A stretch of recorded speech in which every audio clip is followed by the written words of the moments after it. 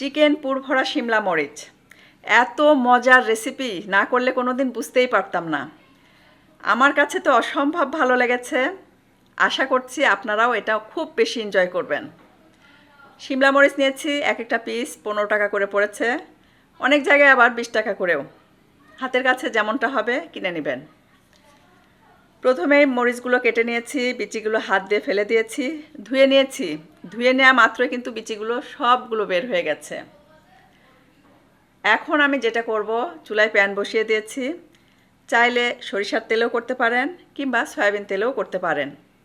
পরিমাণ মতো তেল দিয়েছি, দিয়ে দিচ্ছি চপ করে রাখা পেঁয়াজ, 1 টেবিল চামচ রসুন, সাথে হাফ টেবিল চামচ আদা চপ করে দিয়েছি, কাঁচা পাকা মরিচ খুব সুন্দর করে মিশিয়ে নিব।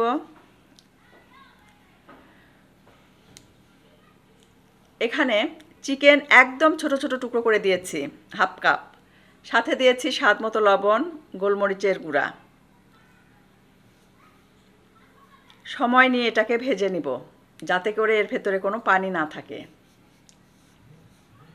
ভাজা হয়ে গেছে। 5টা বড় আলু সিদ্ধ করে ম্যাশ করে নিয়েছি। সাথে দিচ্ছি গরম মশলার গুঁড়া, লেবুর রস, ধনেপাতা কুচি। একটা ম্যাশার দিয়ে এভাবে আমি ম্যাশ করতে থাকব।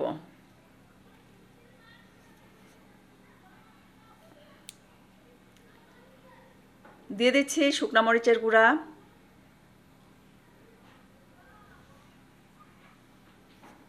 স্বাদ মতো লবণ। ম্যাশার দিয়ে সব কিছু একসাথে খুব সুন্দর করে মিশিয়ে নিতে নিতেই কিন্তু এটা ভাজা হয়ে যাবে। এটা আমার রেডি হয়ে গেছে। চুলার ফ্লেমটা বন্ধ করে দিয়েছি। শিমলা মরিচ এখন পুর ভরে নেব। একদম ইজি, মাত্র 5 থেকে 7 মিনিটের ভিতরে কিন্তু কমপ্লিটলি রেসিপি ডান হয়ে যাবে। এখন আমাকে আমার ছেলে একটু হেল্প করছিল, ওকে দেখিয়ে দিচ্ছিলাম যে এভাবে করবে। ও তো খুব এনজয় করছে। প্যানে দিয়ে দিয়েছি সবগুলো পুর ভরে, সাথে দিচ্ছি সরিষার তেল।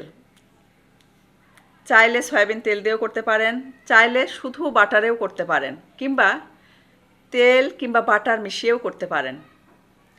সবটা পাশে খুব সুন্দর করে হালকা ভেজে নিয়েছি। এটা কিন্তু আমার কমপ্লিটলি ডান। চুলার ফ্লেমটা বন্ধ করে দিয়েছি। সার্ভিং প্লেটে সার্ভ করে দেখিয়ে দিচ্ছি কেমন হয়েছে।